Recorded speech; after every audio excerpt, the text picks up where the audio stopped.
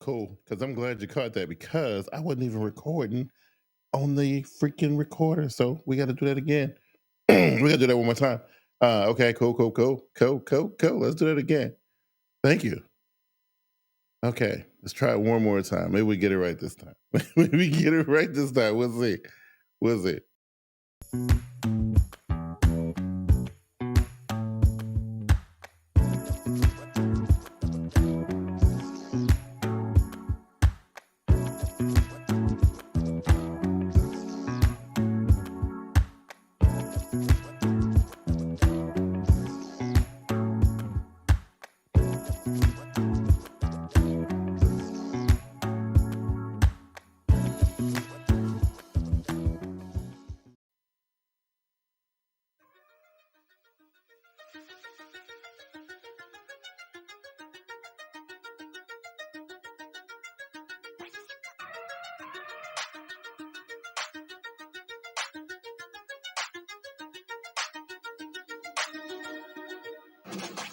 It's the BQW podcast, presented by Bigg Q's World. Here's where we talk about consumer technology, everyday life struggles, pop culture, latest news stories, and whatever else that goes on inside of Bigg Q's brain.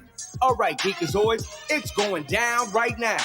Here's your host, Bigg Q. What up, y'all? Listen, I'm trying to get this podcast recorded, and I'm saying I didn't have my stuff set up. Everything was set up for my smart guy stuff because I don't really get a chance to do the BQW all that often. But this is the BQW, Bigg Q's World podcast. I'll be your boy, Bigg Q. This is my world. It's my podcast. So we gonna talk about some stuff tonight. I'm actually really glad to be here tonight because I watched a lot of stuff over the last couple of weeks. I mean, that we got to talk about a Super Bowl performance. We got to talk about Power, Bel Air. Oh my God, it's so much stuff. So, but you know, we're gonna keep it for the culture today. Calm down. Try to calm myself down because, man, I was just really excited to be on the show, doing the show tonight. Because I know I need to get back to being more consistent with this particular podcast. And I promise I will do that. I was trying to stick to every other week schedule, and so I was talking to a guy. A guy's been trying to help me with my podcast growth. And so you know, he's me and my partner Keaton, we talked about this the other night off air. And like the guy's been talking to me about growing the podcast. Smart guys and the BQW, and so I've been listening to him, and and I mean, listen, these dudes are supposed to know what they're talking about. He was saying, hey, every other week ain't gonna work. Your audience want to hear what you got to say, and they don't want to wait 14 days to do so. He actually suggested that I do the BQW twice a week, but I don't know, man. I have to figure out what I would talk about. Two nights a week, but there's a lot of TV to talk about. Like I said, like really wrapped up in this power stuff. And we gonna get into it. We gonna talk about it.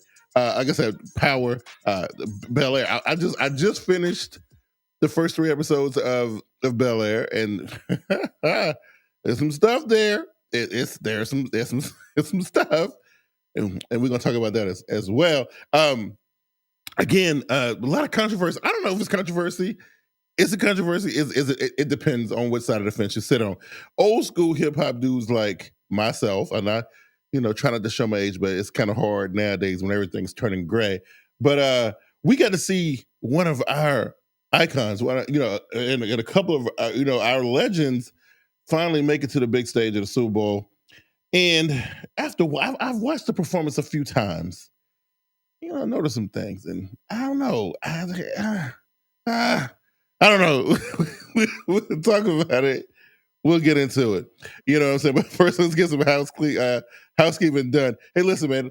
For everybody who follow me and follow what I do, I definitely appreciate it. Anybody who's new, listen to this podcast for the first time, seeing me on YouTube or Twitter or Twitch or what the hell else are we? We on Twitch, we on YouTube, we on Facebook, we on Twitter. Yeah. So if you're watching that, man, hit the like button, hit the subscribe button if you haven't already.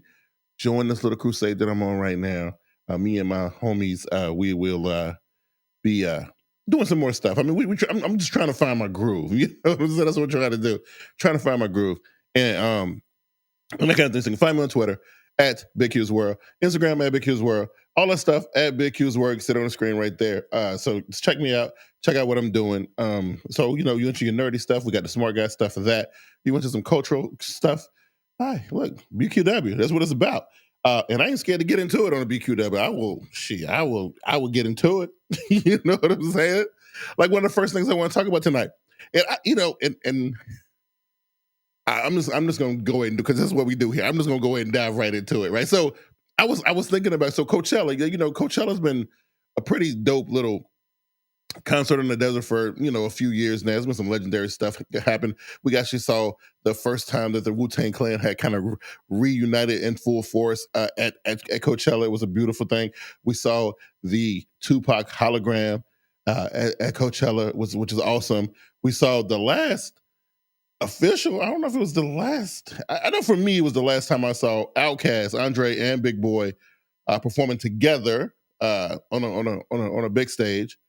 I think it was the last time I saw that. I don't know. They might have went on tour after that, but I'm pretty sure that Coachella performance from 2016, 2017 might have been the last big thing. Anyway, Coachella is pretty special. That's what I'm saying. At the end of the day, Coachella is pretty special, but it's been shut down for the last 2 weeks. I mean, 2 weeks, 2 years, because of the COVID-19 global pandemic. And that kind of thing. So you can get, because if you ever seen Coachella, it's like hundreds of thousands of crazy people. About 87% of them as high as a kite. They out there in very close proximity, kind of having a good time, and doing what they do. And so basically it was very, very hard to have the concert, to have the what is it? It's a festival. That's what it is, right? Yeah. To have it during this global pandemic. So I saw that the story came out 2 days ago. Coachella won't require masks. So no masks. That's one thing. And I mean, and that's, at this stage, okay, whatever. I mean, we're nobody wearing masks at the Super Bowl. So, and people have been having big gatherings, and the mask thing has been kind of, and it's cool, right? So I ain't tripping too much about that, but check this out though. So there's not only there's no, they won't require masks there, they won't require negative COVID tests or vaccination. So basically, it's pretty much all hell is about to break loose at the world's largest COVID super spreader. I don't know. I'm just saying. I just feel like I just feel like this right here is, and it's weird because like just a few months ago we went through this crazy surge, like Omicron, blah blah blah, numbers going through the roof, and everybody's getting sick everywhere. And now everything's starting to calm down. I saw some stuff here in my city where they thinking about doing something over the next week about relaxing mask mandates outside or whatever. Some, they're thinking about kind of like doing that, and now we got Coachella saying, hey, listen, come one, come all, vaccinated or not, you can come with all the COVIDs that you got with you, Omicron, Delta, Sigma, Theta, bring them all, and just come and have a good time. Now, here's the thing. If knowing this, if you, and I don't know, I don't know what the artists who's lined up to play Coachella this year. I mean, it's so far off. I think it's going to be like a few months from now. But says here, organizers for the 2022 Coachella Valley Music and Arts Festival and the 2022 Stagecoach Festival will no longer require negative COVID-19 tests or proof of vaccination from attendees. Both festivals are slated to return this year for the first time since 2019 after being canceled for 2 years due to the pandemic. I'm just saying, if you're an artist, because I don't even know how the Coachella thing is. Is it a payday? I don't know. Is you get a payday for it? Do people go crazy to go play at Coachella? I don't know. I don't know if it's unless you're like a new artist. Or I think I look at Coachella as a place for breaking artists, or but maybe a place for maybe older artists to maybe try to stir up a comeback or something like that. Don't know what the pay scale. I don't know if it's you volunteer to do. I don't know how that works. But what I do want to know is, knowing all of this and knowing the state of the world, the state of the world right now. If you're an artist, are you okay with this? And the ones who are okay, why are you okay with holding, just essentially a free for all for? I don't know. I'm thoroughly confused about it. To be honest with you, number one, I will say this. Q won't be there, okay? So because I'm weird about this whole COVID. I'm a little bit. I'm one of them weird people when it comes to this COVID thing, and especially like with the whole mask thing. Let's talk about that for a minute, right? So I'm thinking, and I think me and the wife, we talked about this a couple of times. I'm in that small minority. I feel like even when things kind of get to a very stable place, I think when I go outside, I think I'm still gonna be putting a mask on my face when I go out of the house. I'm saying this now because I mean we're in the middle of it right now, so but I really feel like I feel weird, like it's I don't know if you guys go through this, like you go to the store or whatever, you run in there to go grab the chips or whatever, and you get out the car and you get up to the door and you realize you ain't got your mask on. You know what I'm saying? Like, so what do? Are you in the camp that just go on into the store and get your chips and your joints, or do you like me and my girl? We freak out and and go running back to the car like, oh my god, you know what I'm saying? Like, it's almost like you don't want the elements to hit you. I don't know. I'm telling you, I'm just weird. I feel like even when everybody else is kind of starting to come out of the mask, I think I'm probably still gonna be wearing it. It's I don't know. Something about it just feel like, and I know I don't heard the people say, oh, the masks are only this percent effective and K95 and K59 and I don't heard it all. I'm just saying, it's just for me. It's one of them weird things, and I just feel like I'm gonna wear it forever. I feel like I'm gonna be like, I don't know if you have people who watch anime, y'all know what I'm talking about. You ever watch the animes, right? You watch the animes, and whenever the animes are taking place, like in Japan or China or somewhere, there's there's always people wearing masks, and they started wearing the mask in those countries 20 years ago, something like that, and they still wear them to this day. Even in the cartoon animes, you see the people wearing the masks in animes, and I feel like I'm gonna be like that. I really feel like I'm going to be one of those people that that wear the mask forever. You know what I'm saying? So it is it's a scary thing. And then I'm thinking about like I see stuff like this, and again, I don't know what the protocols were for the Super Bowl. I don't know what the protocols were for other large scale gatherings. Like I think they just recently had the WWE Royal Rumble. Um, they had that, and there was a lot of. I think it was like 20,000 people there, something like that.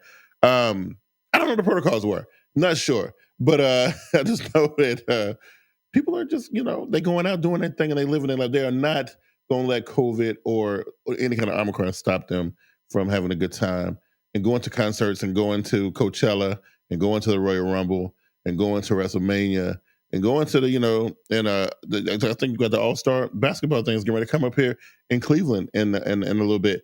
And people are going to be doing that too. You know what I'm saying? So Jonah Takeover says, we can't get in anywhere without a mask. So I'm angry when I forget. Trust me, that's how I listen. I don't got to the habit where, especially when I'm in the car, I put that joint on my face before I put the car in park. So like as I'm pulling up, I'm grabbing a joint and I put it up my face before I even pull a key out and everything because I just hate getting out and forgetting and having to go back. I really don't like that and that kind of thing. So I don't know. I just think that we're gonna have to accept the fact that, and I know a lot of people, especially if you live where I live in the South, a lot of people don't care, and they like whatever. You know what I'm saying? Like I see them all the time. It's so weird because I work in retail, and it's so crazy. Like I even have people when they talk to me, like we done had a nice exchange or whatever, and they go to shake my hand like it's still 2017, and I'm like, bro, here's an elbow. There you go. I'm just, what I mean? Like, I don't know, we live in a crazy, crazy time right now. It's a very, very weird time. But I'm interested to see. I really am interested to see what is going to happen on the other side of this. So I'm hoping that I get a chance to see it, and don't nothing crazy happen where I don't get a chance to see it. But I want to know how does the world come out of this global pandemic, modern global pandemic, because it ain't like the world hasn't been through this before, but it was back, and now we have technology and we got, and it's weird, but interesting to see that. Just very, very interesting to see it. So moving, we're gonna move on. So, how many people who listen to me right now kind of like what Marvel did with the cinematic universe, right? I think it was genius. I think because it's almost like like back in the day, we had sequels, like there was the Nightmare on Elm Street Part 1, and then there was Part 2 and Part 3, whatever. So you had your sequels, and that kind of kept the story kind of going. But this thing is a little bit different, where you start with like Iron Man, and then you start telling the stories of Captain America and the Hulk, and then you bring them all together, and whilst and like never been done in the industry before, and so I think people like Courtney Kemp. Shout out to Courtney Kemp. I think Courtney Kemp is one of the most brilliant Black women I've seen in a very, very long time. Her and 50 Cent, what they're doing with this power situation, and I don't know, maybe it's a lot of hyperbole coming from me because I'm a fan, but I feel like they are so far ahead of everybody else when it comes to writing TV. Like they got things planned for like years and years and years to come. There are 5 spin-off power shows. In case you didn't know, there are 5 of them in the works. 2 of them we haven't even, well, one of them we haven't seen yet. So we just started book 4, but there's one we still ain't even seen yet. So it is amazing to me that they thought that far in advance to be able to take this original story of power, which is amazing, by the way. Very, very, very awesome. Like, there's legendary series, your Sons of Anarchy, your Breaking Bad, shows like that I think are deserves like a couple, couple watch throughs. Some people say Walking Dead, but I never seen. I never got into that show. Never could get past the first episode. People say they like that too, but there are shows that people just go back and watch, the series over and over and over again. and Power is definitely going to be one of them. And what's special about it, is that it's black, right? And I know that's taboo, like but yeah, that's to me, that's the special part about this whole thing is that Courtney Kemp and 50 Cent beat the white people to the punch on this whole universal TV. Well, I guess Marvel kind of dabbled in it a little bit with their Netflix shows a little bit, and I guess Courtney and 50 probably saw what they were doing there. It's like, let's take these characters from this show and and do all these things or whatever. You know what I mean? Like, but I am just like so enthralled with the whole entire thing. Like the original Power story was so good. I was actually very upset that it ended. So when they announced at the end, like, whoa, I know you're upset, because of the way the story ended, and you were left unfulfilled or, or whatever it was, right? Here you go. We're gonna tell 5 brand new stories based on the characters that were in this original show. And I'm like, yo, that is ridiculous, right? How you gonna do that? So you got the story of the son, book 2, go. Say you talked about what happens after, this kid goes through what he goes. So I don't want to spoil Power for nobody if you haven't seen the original Power. So I ain't gonna tell you, I ain't gonna spoil nothing, but being able to see what happens to this kid after all the stuff that happens in the original Power. Amazing stuff, man. And so far, 2 seasons in, Power Book 2 is everything that the original Power was. It did, like, the thing that's really crazy is like the way they introduced new. So the only people that kind of walked through the gates from the original Power to Power Book 2 was Michael Rainey Jr., Tariq, and his white friend Braden. Everybody else was pretty much new. It's a couple of little ones sprinkled here and there. You had Effie and a couple other ones that kind of came over from the other show, but not a whole lot. Most of the cast was brand new. Mary J. Blige and all of the Tejada family. And the way they introduced that whole entire thing, beautiful, beautiful stuff. And on the writer's part, I think they did a good job. And to being able to tell that story from Tariq's point of view, pretty amazing stuff, right? They've been doing pretty good. So that was Power Book 2, and that kept the timeline going. Then in Power Book 3, they decided to go back in time. You know what I'm saying? Yes, I'm watching time. What? Are you serious right now?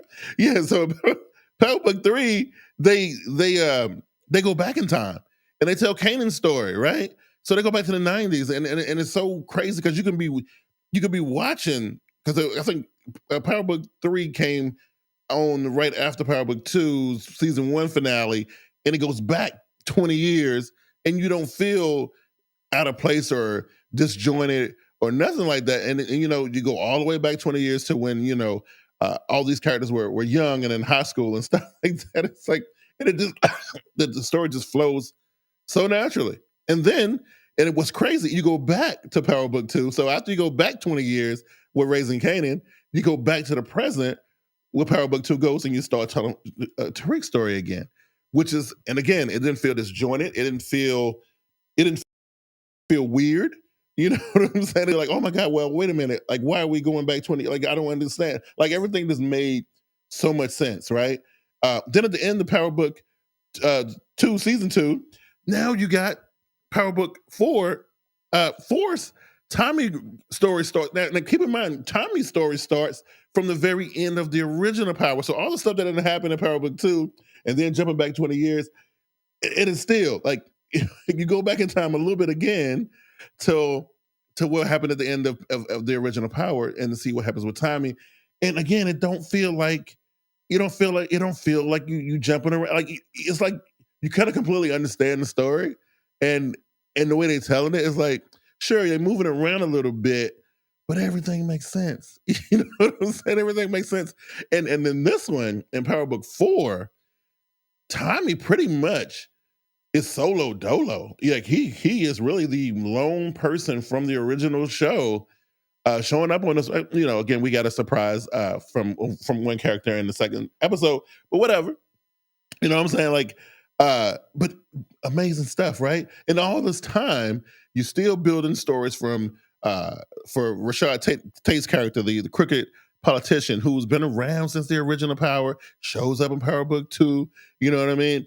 And then he will get Power Book 5 influence at the end of all of it. And I'm saying I'm excited for that too. It's just the whole thing. I know I'm trying to break it down so people can understand who don't watch it, who don't understand because it's a lot of moving parts. It's a lot of moving parts. A lot. And but it all, like, if you watch it in chronological order, if you watch it from the beginning to like where we are now, everything makes sense, man. Everything makes sense, you know. So it's they did like the writing, like whoever, like I said, Courtney Kemp, 50 Cent, like whoever writing the story, kudos to him. You know, with a few little weird things here and there, like age discrepancy, and in season 2 of book 2, with one of the characters, like a little bit of an age discrepancy when they was telling the story. They had to kind of bail themselves out of that. A few little minor things like that, but other than that, it was, you know, they've been pretty spotless, you know. Uh, Zoe says it was dope. It was wondering how Tommy would play it, but it's so good. It's good so far. Yeah, Tommy looked like he ready. Tommy was on his way to Cali after leaving New York after seeing his buddy get killed. You know, and Tommy, I've seen a lot. Tommy is one rugged character, man. Like that is when they talked about the original spinoffs when they first announced them, and I was mad that they was pushing Tommy way down to number 4, because I really wanted to see Joseph Sikora bring that character back, because that Tommy character is like a wild one, boy. Like, you know, him and Ghost together in the original Power was dope. And then I loved the, you know, the, I don't know if it was a season 4, season 5, when they turned it, they were against each other. It was, oh my God, it's so good. It's so good, right? So whoever in the audience who hasn't saw Power or tapped into the Power universe, I beg you to take a look at it. Now, while we're talking about it, you still got shows like, you know, and that's what I say about Black excellence right now. I think what they're doing with the Power universe is special, because it's all interconnected, and it's all these different books, and I think that in and of itself makes it very unique. But then there's shows like Snowfall, and I'm telling you, like, this Bel Air jump off, boy, I'm telling you, if you ain't seen this Bel Air jump, boy, you missing out on some good TV. You miss it. If you ain't seen the Bel Air joint, you need to get up on it. The Bel Air, look, I don't even know what I was expecting going in. Just knew that it was like, I saw those early trailers when, you know, the dude was pitching the joint, and then Will picked it up and thought it was dope, and he wanted, you know, sign on and wanted to do it. And I was like, well, this is a nice take on the Bel Air story, because, you know, because honestly, let's be real, the original Bel Air, Prince of Bel Air story was kind of corny, right? You know, but it was, you know, it was for TV, and it was a different time, you know, back then, and all that, and so, you know, it was kind of believable, but at the same time, it wasn't, right? So, you know, I always, every time I see these old Fresh Prince shows, I always wonder, like, if Will was really from the hood, right? If Will was really, really, really from the hood, how did he? Because I know they tried to play it in the show, like it took him some, you know, he had some weird adjustment period or whatever. But on this new show, the adjustment period seemed like it was more believable. And I know they weren't going to show that this kind of stuff on a family show, you know, on NBC back in the day. But it was always like a little bit off, because this is, here you go, you're taking a dude from the hood, plucking him up out of the hood, dropping him off, you know, in this environment with these crazy people who just, like, they so rich that they don't really know about, they don't really see what's really happening right in front of their face a lot of the time. Like, it's very weird. It was very weird. Like, and so the show seemed a little bit unbelievable to me back then, but I took it because it was a family sitcom, right?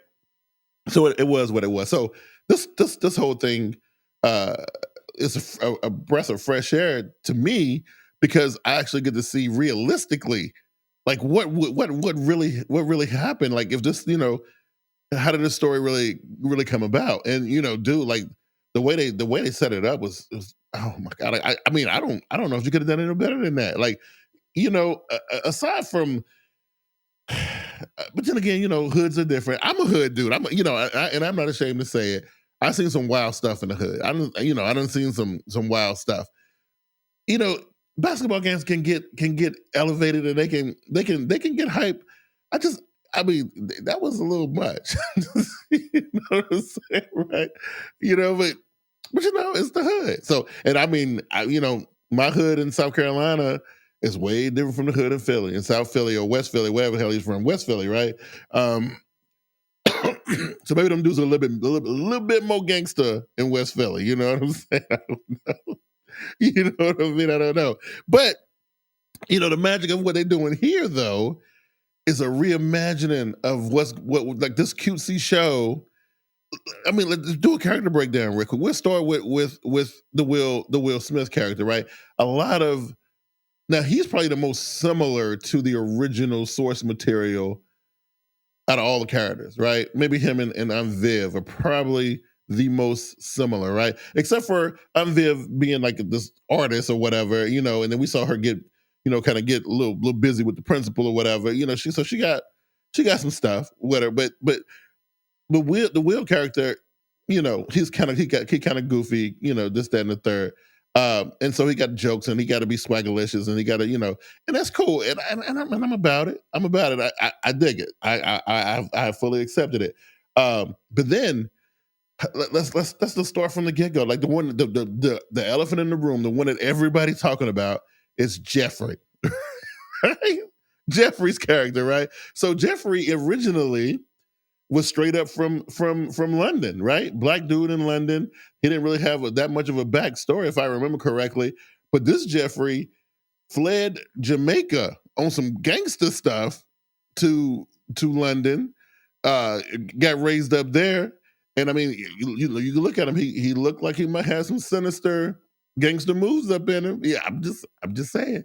But keep your eyes on Jeffrey, bro. I'm just saying, right? You know what I mean? And instead of him being like the butler, he's the house manager, which really he's more like Phil's homeboy almost. Because, they be chilling and they confide in each other. And they got like a real homeboy vibe with one another, right? I believe Phil and I feel like Jeffrey is Phil's like, I ain't gonna say henchman, but it's like his confidence right-hand man. You know what I'm saying? Like Jeffrey know where the bodies are buried. You know what I mean? Like Jeffrey know. Jeffrey definitely know where the bodies are buried. I guarantee you. And then speaking of Phil, Philip was serious. I mean, we saw Philip with his fraternity brothers out there turning up. You know what I mean? Like, Philip got a pass. And I'm pretty sure we'll figure it out here pretty soon. But Philip got some shadiness going on with him. So I like, because the original Uncle Phil, Big in Lord, James Avery, rest in peace. Like he played like there'll never be. Nobody can completely replace the real Uncle Phil, but this Philip, I like. I like because he's not goofy and he's a little bit more serious, and I kind of and I love it. Hillary, what they did with Hillary, I never was a fan of the original Hillary, and I get why they casted her the way they did back in the day, because you needed to have that Valley Girl type situation. Like, how would it look if a black girl acted like this or whatever, you know what I mean? I get it, you know what I mean? But now, what they doing here, she's trying to do the social media thing and, and it ain't working out as well as she wanted to be. And mom is like all pissed off about it. I love it. Absolutely love it. And the fact that, the way Hillary used to dress on the original show, I don't know if y'all picked this up. I don't know if y'all saw it or not, but if you peep Hillary's outfits that she was rocking on the show, they paying homage to the original Hillary. I thought it was pretty dope, right? Keon says original Hillary is better than the empowered Hillary. You really you're not feeling the you don't like the new empowered, because she's not really empowered. Remember, she's a little bit of a failure. You know what I mean? I mean, she talk a big game, but she ain't. I don't know. You know what I'm saying? But I don't know. The original Hillary didn't do it for me. I didn't. In fact, I didn't think she was attractive. She was supposed to be pretty, and I didn't think she was that. It didn't do it for me. That thing didn't work. This one does. I actually like it. You know what I mean? I actually like it a lot. We talked about Vivian, right? And Vivian, yeah, I think they casted her pretty good. I don't think we ain't really seen Vivian, her character, kind of, well, she got her social media is popping, but is it what she really? It ain't. She didn't get to the point where she wanted to get to yet. That's what I'm saying. So yeah, failure might have been the wrong word. She hasn't really got to where she want to be. Yeah, because I mean, being popular on social media is one thing, but what the money at? That's what Vivian's saying. Like, dude, like you've been living in the pool house, you ain't making no money. You know what I'm saying, right? Like dropping out of school and whatnot. Like you need to, just because people want to see you on Instagram Live. I mean, ain't no money coming in from that. Let's Let's get it. You know what I mean, right? But I don't think we've really seen yet in those first 3 episodes. I don't think we've seen um Vivian like really break out yet. You know what I'm saying? So I think Vivian, I mean, this whole thing between her and Hillary, it ain't gonna be pretty. So who that lead? That lead Jazz is cool. I mean, Jazz is all right. I like what they did with Jazz. I'm waiting to see if we gonna see, because there's been a couple Easter eggs here and there. Like the line about, he asked him what was up. He asked Will what was going on. It's like, I got in one little fight, but mom got scared. So it's been little Easter eggs dropped in there. I want to see Philip throw Jazz out of the out of the house. You know what I mean? I know it's gonna come. I know it's coming. It is definitely coming. But I know it's gotta happen at least once. It's got to. Philip got to throw Jazz out. So Jazz ain't never went inside the house yet. So he ain't hung out in there yet or nothing like that. But Philip got to throw him out, yo. And that's gonna be hilarious. And I'm waiting on that. That's what I'm waiting on. But let's end it with this. The character everybody want to talk about. Ken says, I want Fresh Prince version 2, not Bel Air. See, I don't know. I'm digging this. And one of the main reasons why is because of this guy we getting ready to talk about now, Carlton. Man, when they wrote Carlton in this show, Lord have mercy, who had the pen, right? This dude right here.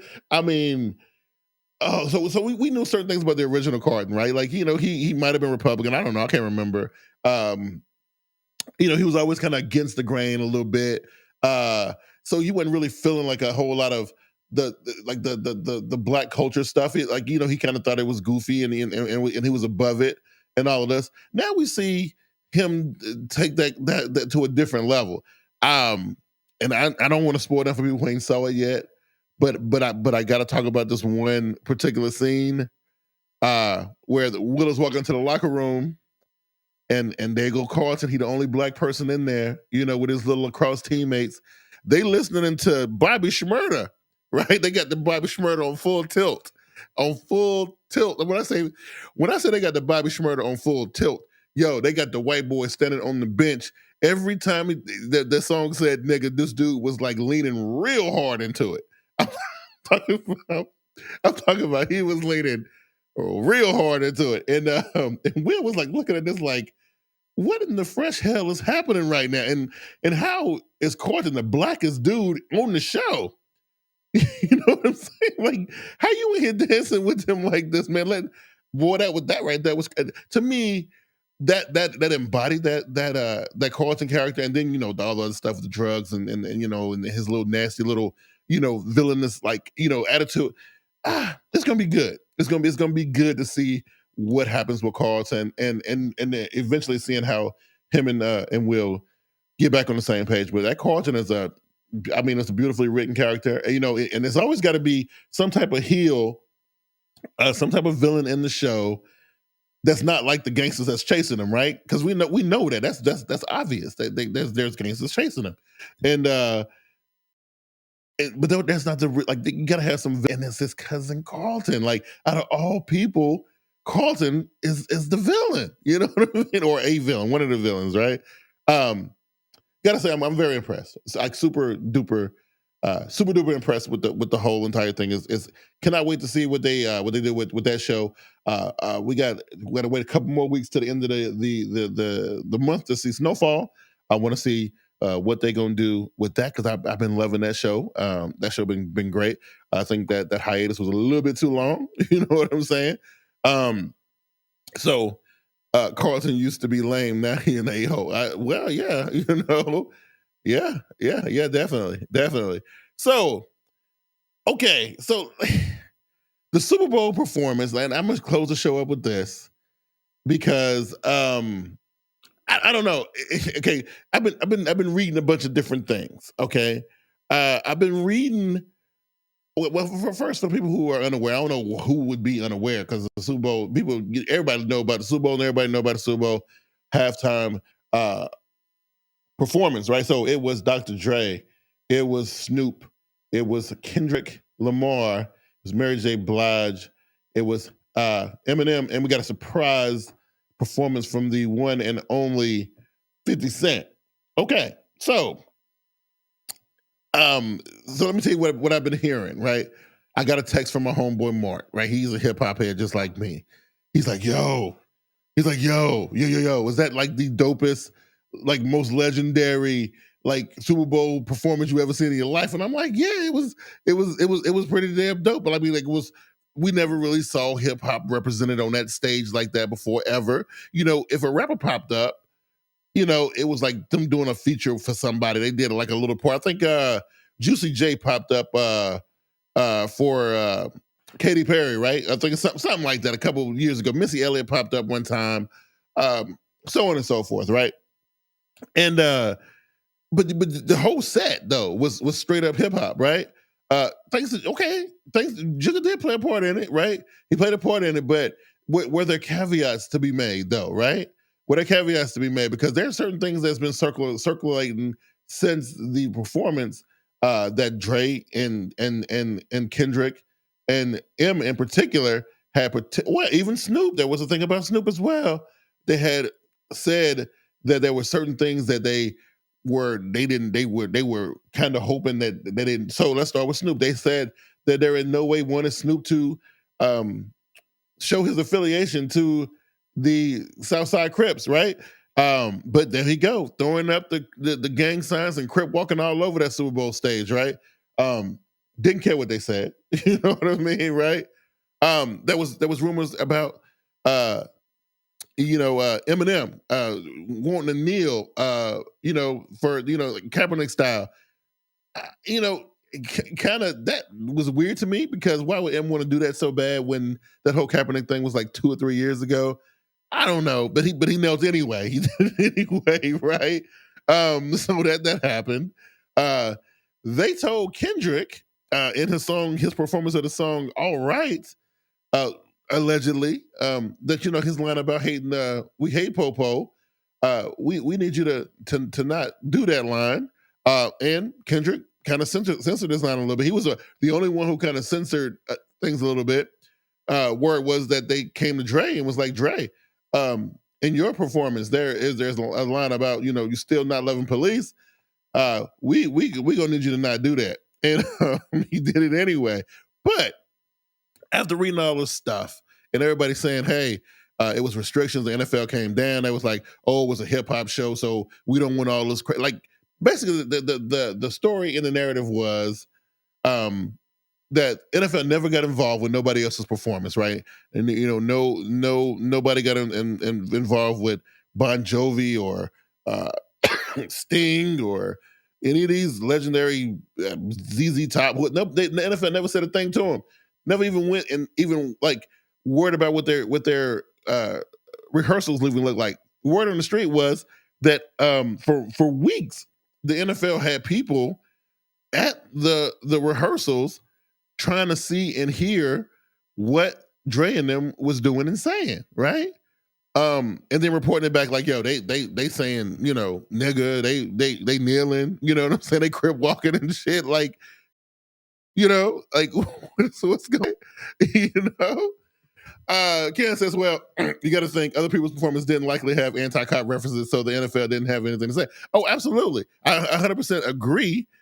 I agree with that. I agree, but the problem I have with it is that even people who sing about stuff like I said, Sting and what's the Billy Joel, like all these guys made in the USA, that guy who did that song about the American stuff, like all that stuff was going on, and there was lyrics in there about being it was a super patriotic stuff, and nobody said anything about them. But I'm just saying, why we got to have rules and regulations for a hip hop act? Now if it's supposed to be these guys getting this 12 minutes to show off their culture and show off their legacies, you should let them be. Now, granted, they know better than to go up there and cuss and do F the police and all. I mean, come on, like this is Super Bowl, you can't do that. You know what I mean? But come on, man. Everybody want to use a platform to make a statement, right? And listen, those lines were written specifically to make a statement. And so here we are on the biggest stage ever, and now you're telling us we can't do it. He said at least we got a foot in the door, and next year it could be bigger if the numbers back. I mean, maybe. And like I said, Dre and them backed it up. Dre and them said, let me see if I can see what I'll let y'all hear what they said. So after all that stuff he was writing and saying on Twitter, Dre and them was like, nah, we understand what people were saying, but this is what it really is. So this is what Dre said. I'm gonna play this for you guys. There were a couple of things that happened during the show that where people are wondering if the NFL had any say-so in this. One of them being M taking a knee behind you at that point, and then the other being that Kendrick didn't say it or it was censored. We couldn't tell watching on TV, but there's a line where he says, "We hate the popo," and he didn't say popo, or at least we didn't hear it. Did the NFL weigh in on any of that? Well, I'm sorry. There were a few things that we had to change, but it was like really minor things. M taking the knee, that was M doing that on his own, and there was no problem with that. I think, the beginning of Kendrick's sets, he says if Pyrus and Crips they had a problem with that, so we had to take that out. No big deal. We get it. But all in all, everybody came in, we were professional, everybody was on time, and everybody really felt the magnitude of what this thing was and what we were going to be able to accomplish. And it was a fantastic experience. We actually were. So Dre was saying, listen, bro, we just wanted to really rock that stage, right? So like the things that they asked us to do, yeah, it was minor in the grand scheme. I would say that it was minor in the grand scheme, but also in the grand scheme of what this whole thing is really about. If we go back to the reason why Kaepernick took the knee and the reason why there are lines in the songs about hating the popo, then are we brushing it under the rug by saying, listen, don't talk about that on the stage, right? And I think that's the main argument. I think that's the argument that some people got. Like, it's cool. I understand what that this is a big stage. This is not, the Showtime at the Apollo or, some little neck of the woods type of, this is the freaking Super Bowl, right? This is a pretty much a worldwide audience, not just a national audience, but a worldwide global audience. And we need to kind of cater to that a little bit. And I don't know. I just feel like it was a missed opportunity, right? I feel like for people who maybe was missing the boat, maybe people who have not been enlightened, or people who are just not really been paying attention. Well, you paying attention to this damn Super Bowl performance, right? And now you're hearing this guy talking about, well, if gangsters and stuff all got along, they'd be holding hands by the end of the song. Why can't we say that? Like, I don't understand. Like, it's a positive message. Why can't we say it, right? I don't know. This is my take on it. I felt like it was handcuffed a little bit. You know what I mean? Like, and again, at the end of the day, Dre and them accomplished what they wanted to accomplish. They got to show their legacy. They got to show that hip hop is bigger than what a lot of people thought it was going to be. Hip hop has finally made it to the big Super Bowl stage. So there's not a place in pop culture that hip hop hasn't permeated, except for that Super Bowl stage. And now that's been done. And of course they had to take a little bit of a hit to accomplish that. I don't 100% agree with it, but I understand. You know what I mean? So I get it. It's just, I feel like at the end of the day, they got the job done at a cost. I mean, sometimes integrity, it's integrity is one of the things that I think holds more value to some people and not enough with other people. You know what I mean? Like, so some people, integrity is a big ass deal, and for other people, it's like, yeah, whatever, man. I got to perform in the Super Bowl. You know what I mean? So like, it is what it is. Ain't too many people can say they got an opportunity to do that. So, at the end of all things, I'm not mad. I'm not mad that I was almost expected. I'm actually surprised that Dre took it as well as he did. You know what I'm saying? I'm actually surprised that he was cool like that. Instead of it being some static or whatever. You know what I mean? But you know, like I said, at the end of the day, they accomplished what they wanted to accomplish, and I think they took a small integrity hit for it. But like you said, like Keon said, it's a foot in the door, and and like really, it would be nice if they could go and do some hip hop songs that ain't had nothing to do with police brutality or anything like that. That would be the bigger situation, right? If we didn't have to constantly revisit that subject. But unfortunately, it's part of the world we live in. So, with that being said, I want to thank everybody who came out tonight too. Check me out on my on the BQW podcast. This show is always fun, and it's always really cool for me to do. I get to get a lot of things off my chest that I can't do otherwise. That's why I had to create my own little podcast platform so I can talk about a lot of things that I be feeling. You know what I mean? And I want to share my thoughts and ideas with the rest of you guys. And I'm glad that whether you guys agree with me or not, that you do come out and check me out and see what I'm saying and see what I'm talking about and that kind of thing. With all that being said, I definitely want to say again, thank you. And if everything keep going the way it's going, we'll try to get this podcast. Look, this is what I'm commit to. I am going to commit to right now. I know what my guy, my podcast growth guy, he's trying to get me to do two podcasts a week. And yeah, that ain't I'm already doing 2 podcasts a week. I'm doing a Smart Guys podcast and I'm doing this one. But I'm gonna try to do, I'm gonna commit to giving you guys the BQW on Tuesday nights, right? You know what? Let's do that. Let's commit to that, right? And we'll see where it goes from there, right?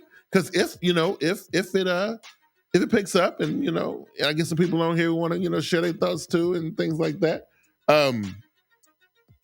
maybe it'll grow a little bit. You know what I'm saying, right? Because we've been doing a pretty good job on the Smart Guys Tech Podcast. The numbers look pretty good on that show. But of course, we've been doing that show for quite a while. This one is a little bit new. This is only the 5th episode versus we are on episode 49. We just finished episode 49 yesterday of this season of Smart Guys last night. Episode 49 of this season, which I think is like season 6 or something like that. I don't know. We did a lot of episodes of Smart Guys, a lot of episodes. Make sure you guys, if you want to get your tech fix, you want to hear dudes talk junk about tech. Like, listen, it gets a little crazy on Smart Guys. Like, there's a bunch of, we some nerdy dudes that kind of real serious about our technology, and we talk about it on the Smart Guys. That's Mondays live on YouTube and Twitter and the Bigg Q's World Facebook page. That would be at 6:30. What's it, 6:30? 6:30 or 6 o'clock on Mondays. That's what we do. And then we're going to do Tuesdays around 9. Look, I tried to do around 9. 9 is what I'm shooting for. 9 o'clock on Tuesday nights. BQW, Bigg Q's World podcast. Try to bring you guys the show. We'll try to keep it culturally opinionated around here. You know what I'm saying? Anyway, I'm your boy, Bigg Q, representing Bigg Q's World. Again, follow me on my socials at Bigg Q's World. Until next time, man, I will see y'all. And again, thanks for everybody who came out, and thanks for everybody who's listening and downloading the podcast. Make sure you guys give me some nice little likes and subscribe. And on the podcast front, giving me some good reviews. I'm out of here, y'all. I'll catch y'all next week. Peace.